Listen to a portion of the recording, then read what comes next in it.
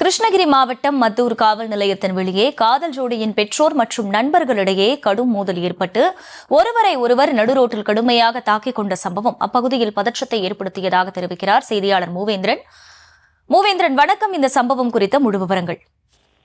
நிச்சயமாக கிருஷ்ணகிரி மாவட்டம் போச்சம்பள்ளி அடுத்த புளியாண்டப்பட்டி கிராமத்தைச் சேர்ந்த சதாசிவம் என்பது மகன் வேலு. இவர் சிப்காட்டில் உள்ள தனியார் தொழிற்சாலை பணி செய்து வரும். இவருக்கும் தருமபுரி மாவட்டம் அதியமான் கோட்டை அடுத்து எட்டுப்பட்டி கிராமத்தைச் சேர்ந்த திருப்பதி என்பது மகள் ஜோதிலட்சுமி என்பவரும் இன்ஸ்டாகிராம் மூலமாக காதலில் நட்பு ஏற்பட்டு பின்னர் காதலித்து வந்ததாக தெரிகிறது. இதில் ஜோதிலட்சுமி தருமபுரி அரசு கல்லூரி பி ஆங்கிலம் 2ஆம் ஆண்டு படித்து வந்த நிலையில் ஜோதிலட்சுமியின் பெற்றோர் அவருக்கு திருமணம் செய்யப்பட்டு வந்த நிலையில் இதற்கு மறுப்பு தெரிவித்த ஜோதிலட்சுமி அவரது பெற்றோர் வீட்டில் தனிமையில் சிறை வைத்ததாக தெரிகிறது. இந்நிலையில் கல்லூரி விடுமுறையில் இருந்து கடந்த 16ஆம் தேதி கல்லூரி திறக்கப்பட்டதால் காலை வீட்டிலிருந்து செல்வதாக கூறி சென்ற ஜோதிலட்சுமி மீண்டும் வீட்டுக்கு வரவில்லை. இதனால் அதிர்ச்சி அடைந்த அவர் பெற்றோர் பல இடங்களில் தேடி கிடைக்காததால் கடந்த 16ஆம் தேதி அதியமான் கோட்டை காவல் நிலையத்தில் சிறுமியின் தாய் மாதம்மாள் புகார் அளித்துள்ளார்.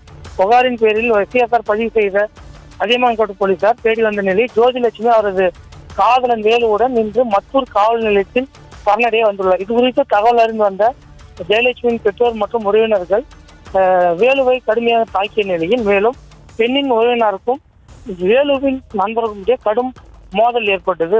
அகிலா, விவரங்களுக்கு நன்றி மூவேந்திரன்.